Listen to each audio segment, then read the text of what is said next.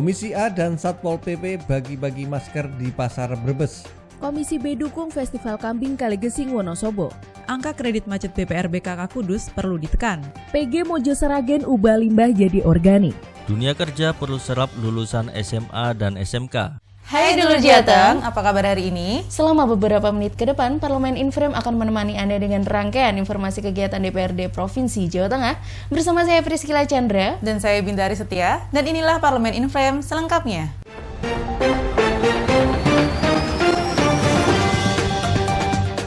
Komisi A memantau pelaksanaan operasi gabungan penegakan protokol kesehatan di pasar tradisional dan pusat perbelanjaan modern Brebes. Komisi A DPRD Provinsi Jawa Tengah memantau pelaksanaan operasi gabungan penegakan protokol kesehatan di pasar tradisional dan pusat perbelanjaan modern Brebes pada Jumat 4 Februari 2022. Dalam pelaksanaannya, Satpol PP Kabupaten Brebes meminta warga untuk terus menerapkan protokol kesehatan dalam kesehariannya, terutama 5M. Dalam kegiatan itu, Komisi A turut membagikan masker kepada masyarakat yang kedapatan tidak membawa masker. Kepala Satpol PP Kabupaten Brebes Supriyadi menyatakan kegiatan itu sengaja dilakukan sebagai bentuk kepedulian pemerintah terhadap masyarakat yang sama-sama menghadapi pandemi. Di samping itu, kegiatan tersebut merupakan tindakan penanganan COVID-19 dengan melakukan sosialisasi dan edukasi terhadap masyarakat mengenai pentingnya protokol kesehatan selama kondisi pandemi ini. Sekretaris Komisi A Irna Setiawati mengaku sangat apresiatif dengan aksi sosial operasi masker yang dilakukan Satpol PP Kabupaten Brebes. Ia juga berharap operasi ini dilakukan oleh DPRD ingin ikut terjun dalam sosialisasi pencegahan penyakit menular. Komisi B mendukung acara Gebiar Kambing Kaligesing di Kecamatan Mojo Tengah, Kabupaten Wonosobo. Komisi B DPRD Provinsi Jawa Tengah menghadiri acara Gebiar Kambing Kaligesing di Kecamatan Mojo Tengah, Kabupaten Wonosobo pada Sabtu 5 Februari 2022. Acara yang diselenggarakan Perkumpulan Peternak Kambing Kaligesing Kabupaten Wonosobo itu memperebutkan piala Komisi B di berbagai kategori. Dalam sambutannya, Ketua DPD Perkanas Kabupaten Wonosobo Tolhah Maksum menyampaikan, dalam acara Gebiar Kambing Kaligesing tersebut, pihaknya hanya melombakan kambing yang ada di Kecamatan Mojo Tengah. Dia berharap Komisi B terus memberikan support kepada peternak, khususnya kegiatan kontes dan festival. Karena dengan adanya kontes, maka harga kambing Kaligesing akan stabil, sehingga para peternak akan lebih bersemangat untuk membudidayakannya.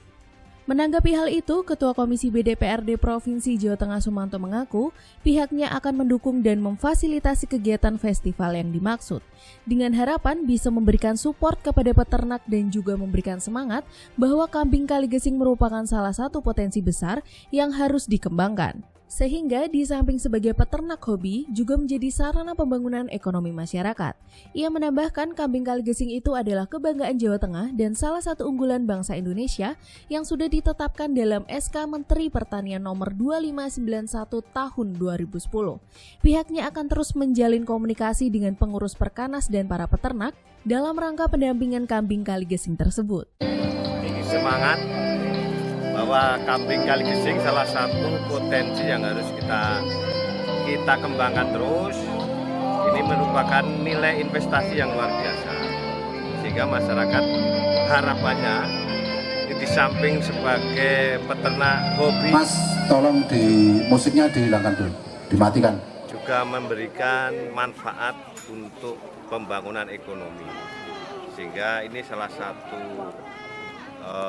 kambing asli Kaligesing, kebanggaan bangsa Indonesia, dan tentunya kita harus memberikan support dengan adanya festival-festival ini sehingga meningkatkan daya animo masyarakat memelihara kambing, dan juga di sampingnya bisa memberikan manfaat added value pemanfaatan kambing ini untuk meningkatkan pendapatan peternak. Rasio NPL atau kredit macet di BPRBKK Kudus mendapat sorotan dari Komisi C. Angka persentase non-performing loans NPL atau kredit macet di PT BPRBKK Kudus mendapat sorotan dari Komisi C DPRD Provinsi Jawa Tengah. Persoalan itu dibahas dalam diskusi antara Komisi C dan jajaran manajemen BPRBKK Kudus pada Jumat 4 Februari 2022. Diskusi yang dipimpin Wakil Ketua Komisi C DPRD Provinsi Jawa Tengah Srianto Saputro itu membahas mengenai kinerja pengelolaan BPR BKK. Pada kesempatan itu, Srianto meminta jajaran manajemen BPR BKK Kudus mampu menekan rasio NPL pada tahun ini. Budiono selaku anggota Komisi C juga berharap rasio NPL itu dapat segera diturunkan. Dikatakannya, jajaran manajemen BPR BKK Kudus harus mampu menindaklanjuti kredit-kredit bermasalah pada 2017 lalu. Data BPR BKK Kudus menyebutkan, rasio NPL mengalami fluktuasi sejak 2017 hingga 2021. Tercatat, pada 2017 rasio NPL sebesar 13,67%, kemudian turun menjadi 11,81% pada 2018. Rasio NPL naik lagi menjadi 13,84% pada 2019 dan turun menjadi 13,12% pada 2020. Rasionya kembali naik pada 2021 sebesar 14,68% pada 2021. Di awal sambutannya, Dirut PT BPR BKK Kudus atau Perseroda Nur Mastiko mengakui rasio NPL itu naik turun sejak 2017. Menurut dia, kondisi itu terjadi karena banyaknya usaha masyarakat yang terhenti, terlebih saat pandemi. Dalam rangka penyusunan Raperda, Komisi D memantau proses pengolahan air limbah yang ada di PG Mojo Sragen.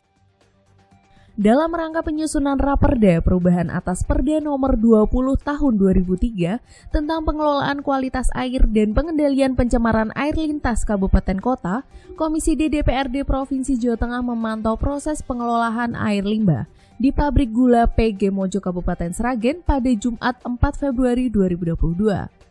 Rombongan Dewan yang dipimpin Sekretaris Komisi D DPRD Provinsi Jawa Tengah M. Charmin Irvani itu diterima manajer PG Mojogiri Setiawan beserta jajarannya.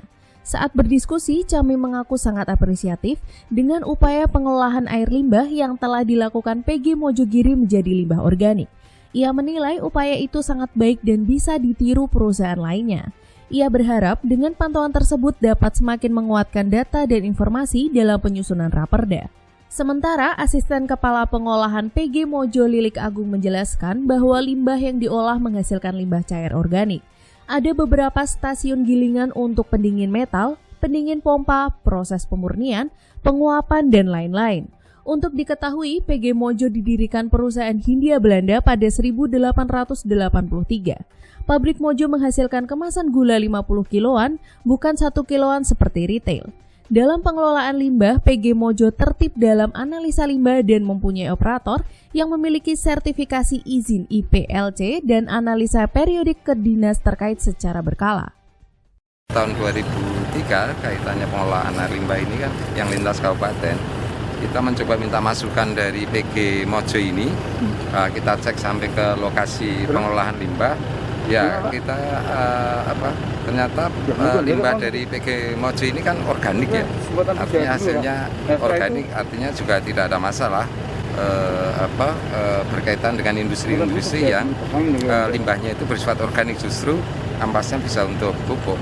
Nah, ketika ke sungai tidak ada problem. Nah, itu ya menjadi bagian yang kita menjadi semacam gambaran ketika kita menyusun naskah akademik. Penyelenggaraan bursa kerja perlu menyesuaikan potensi lulusan SMA-SMK yang ada di tiap daerah. Penyelenggaraan bursa kerja perlu menyesuaikan potensi lulusan SMA dan SMK yang ada di tiap daerah. Demikian disampaikan Ketua Komisi E DPRD Provinsi Jateng Abdul Hamid usai berdiskusi bersama Pemkab Wonogiri pada Jumat 4 Februari 2022. Diskusi itu digelar untuk memperdalam materi dalam Raperda tentang penyelenggaraan ketenaga kerjaan. Dengan kegiatan itu, Komisi E memperoleh gambaran real pelaksanaan ketenaga kerjaan. Kemudian mengenai permasalahan jaminan sosial, Hamid mengungkapkan perlu adanya perhatian yang lebih, mengingat nanti adanya perpindahan status kepesertaan dari PBI atau penerima bantuan iuran, pembayaran dan selanjutnya dikembalikan ke pekerja itu sendiri. Komisi E berharap setelah melaksanakan pertemuan singkat tadi, ke depan apabila ada penyelenggaraan bursa kerja harus dapat menangkap potensi dan peluang. Dengan begitu banyak menyerap tenaga kerja dari SMA dan SMK. Kita sharing dengan Dinas Tenaga Kerja yang ada di Wonogiri, tentunya tadi beberapa yang bisa kita hasilkan tentang best practice yang ada di Wonogiri tentang ketenaga kerjaan. Salah satunya mereka juga punya inovasi-inovasi jendela kerja menangkap secepat mungkin bagaimana potensi-potensi lulusan SMA, SMK untuk masuk ke dunia kerja. Ini mereka sangat memperhatikan link and match, bagaimana dunia pendidikan bisa tersalurkan secara langsung, terintegrasi secara informasi dalam dunia kerja. Tentunya ini juga sebagai bahan pertimbangan kita bagaimana nanti Raperda penyelenggaraan ketenagakerjaan di Jawa Tengah juga bisa mengakomodir hal tersebut. Lainnya tentang jaminan sosial yang memang harus diperhatikan, bagaimana status mulai dari BBI terus ke pembayaran terus nanti kembali lagi karena sirkulasi dari pekerja ini kan akan berubah-ubah sesuai kondisi dari dunia usahanya. Saya Priscila Chandra. Saya Bintari Setia. Terima kasih atas perhatian Anda. Salam Berlian TV, Aspiratif, informatif.